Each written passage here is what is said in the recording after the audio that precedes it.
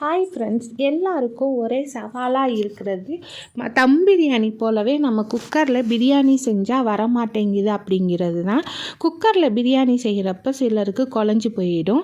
குக்கர்லையும் தம் பிரியாணி போல் உதிராக எப்படி பிரியாணி செய்கிறதுன்னு பார்க்கலாம். அதுக்கு நான் 2 மீடியம் சைஸு பெரிய வெங்காயம் எடுத்து நீல வாக்கில் வெட்டி வச்சுருக்கேன். 2 மீடியம் சைஸு தக்காளி எடுத்து வெட்டி வச்சுருக்கேன். காரத்துக்கு 3 பச்சை மிளகாய் எடுத்துக்கலாம். கொஞ்சம் புதினா, கொத்தமல்லி, பச்சை மிளகா 3ஐயும் மிக்சி ஜாரில் சேர்த்து நல்லா விழுதாக அரைச்சி எடுத்துக்கலாம். அடுத்து ஸ்டவ்வில் வானல் வச்சு வானல் சூடானதும் 2 டேபிள் ஸ்பூன் அளவுக்கு எண்ணெய் சேர்த்துக்கோங்க. இதுக்கு கொஞ்சம் நம்ம கூடுதலாகவே எண்ணெய் சேர்க்கணும். எண்ணெய் நல்லா சூடானதும் இப்போ தாளிப்புக்கு கொஞ்சமாக சோம்பு, பிரிஞ்சி இலை, சின்ன துண்டு பட்டை, கொஞ்சமாக கல்பாசி சேர்த்து நல்லா சோம்பு பொரியட்டும். ஒரு ஏலக்காய் இப்போ நம்ம சேர்த்துக்கலாம். தாளிப்பு ரெடியானதும் அது கூட நம்ம நறுக்கி வச்சுருந்த பெரிய வெங்காயத்தை சேர்த்து நல்லா வதக்கி விட்டுக்கலாம். வெங்காயம் நல்லா பொன்னிறமாக வதங்கணும். இப்போ இது கூட நம்ம கருவேப்பிலை சேர்த்து நல்லா வதக்கி விட்டுக்கலாம். பாருங்கள், வெங்காயம் நல்லா கோல்டன் ப்ரௌன் கலருக்கு வதங்கி வரணும். வெங்காயம் வதங்கினக்கப்புறம் நறுக்கி வச்சுருந்த தக்காளியை சேர்த்து வதக்கி விட்டுக்கலாம். 1 டேபிள் ஸ்பூன் இஞ்சி பூண்டு பேஸ்ட்டு சேர்த்து நல்லா வதக்கி விட்டுக்கோங்க. தக்காளியும் இஞ்சி பூண்டு பேஸ்ட்டும் சேர்த்து வதக்கிறப்ப அடி பிடிக்காது. தேவையான அளவு உப்பு சேர்த்துக்கோங்க. வெங்காயம் தக்காளி நல்லா வதங்கி எண்ணெய் நல்லா பிரிஞ்சு வரட்டும். பாருங்கள், எண்ணெய் இப்போ நல்லா பிரிஞ்சு வந்திருக்கு. இது கூட இப்போ நம்ம மிக்ஸி ஜாரில் அரைச்ச புதினா, கொத்தமல்லி, பச்சை மிளகாய் விழுதை சேர்த்து நல்லா வதக்கி விட்டுக்கலாம். இப்போ காரத்துக்கு 1 ஸ்பூன் மிளகாய்த்தூள், 1.5 ஸ்பூன் மல்லித்தூள் சேர்த்து நல்லா வதக்கி விட்டுருக்கேன். 200 கிராம் அளவுக்கு காளான் எடுத்து கழுவி சுத்தம் பண்ணி இது போல் குட்டி குட்டியாக வெட்டி சேர்த்து நல்லா வதக்கி விட்டுக்கலாம். கலருக்கு 1/4 ஸ்பூன் காஷ்மீரி மிளகாய் தூள் சேர்த்துருக்கேன். கரம் மசாலா தூள் 1/2 ஸ்பூன் சேர்த்துருக்கேன். சேர்த்து நல்லா வதக்கி விட்டுக்கோங்க. இந்த ஸ்டேஜில் உப்பு காரம் அளவு சரி பார்த்துக்கோங்க. அடுத்து பிரியாணி ரெடி பண்ணுறதுக்கு முன்னாடி பிரியாணி அரிசியை ஒரு 1/2 ஹவர் தண்ணியில் ஊற வச்சுக்கோங்க. நம்ம கிரேவி தாளிக்கிறதுக்கு முன்னாடி அரிசியில் இருக்க தண்ணியை வடிகட்டிட்டு 1 ஸ்பூன் அளவுக்கு நெய் சேர்த்து நல்லா கிளறி விடுங்க.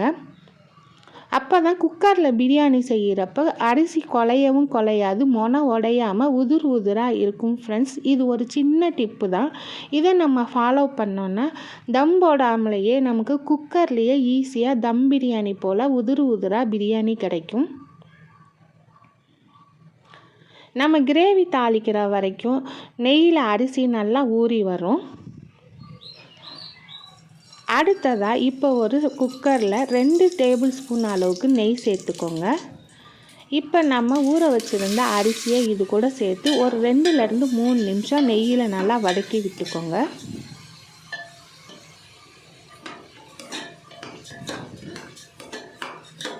இது போல் லேசாக வதக்கி விட்டால் போதும். இப்போ நம்ம ரெடி பண்ணி வச்சுருந்த காளான் கிரேவியை இது கூட சேர்த்துக்க போகிறோம். சேர்த்து நல்லா கலந்து விட்டுக்கோங்க. இதுக்கு தண்ணி அளவுன்னு பார்த்தீங்கன்னா 1 டம்ளருக்கு 2 டம்ளர் அளவுக்கு தண்ணி எடுத்துருக்கேன் நான்.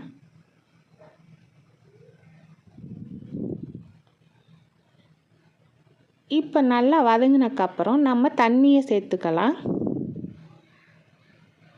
தண்ணி சேர்த்ததுக்கப்புறம் நல்லா கலந்து விட்டுக்கோங்க ஈவனாக, இல்லைன்னா கிரேவி அடியில் தங்கிடும்.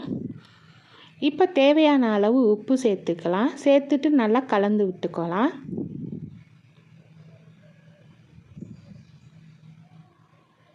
இப்போ இது கூட கொஞ்சமாக மல்லி இலையை மேலே சேர்த்துக்கிறோம் வாசனைக்காக. பாருங்கள், இது போல் ஒரு கொதி வந்ததும் குக்கரை மூடி போட்டு விசில் வச்சு ஸ்டவ்வை சிம்மில் வச்சிடணும். 20 நிமிஷம் வச்சுருங்க ஃப்ரெண்ட்ஸ். 20 நிமிஷம் முடிஞ்ச உடனே ஸ்டவ்வை ஆஃப் பண்ணிவிட்டு குக்கரில் இருக்க ப்ரெஷரை நாம் ரிலீஸ் பண்ணிடணும். இப்போ பாருங்கள், நமக்கு பிரியாணி தம் பிரியாணி போலவே உதிராக கிடச்சிருக்கும் ஃப்ரெண்ட்ஸ். டேஸ்ட்டும் நல்லா அல்டிமேட்டாக இருக்கும். மஷ்ரூம் போட்டிருக்கிறதுனால நம்ம பார்க்குறதுக்கு மட்டன் பிரியாணி மேலேயே இருக்கும்.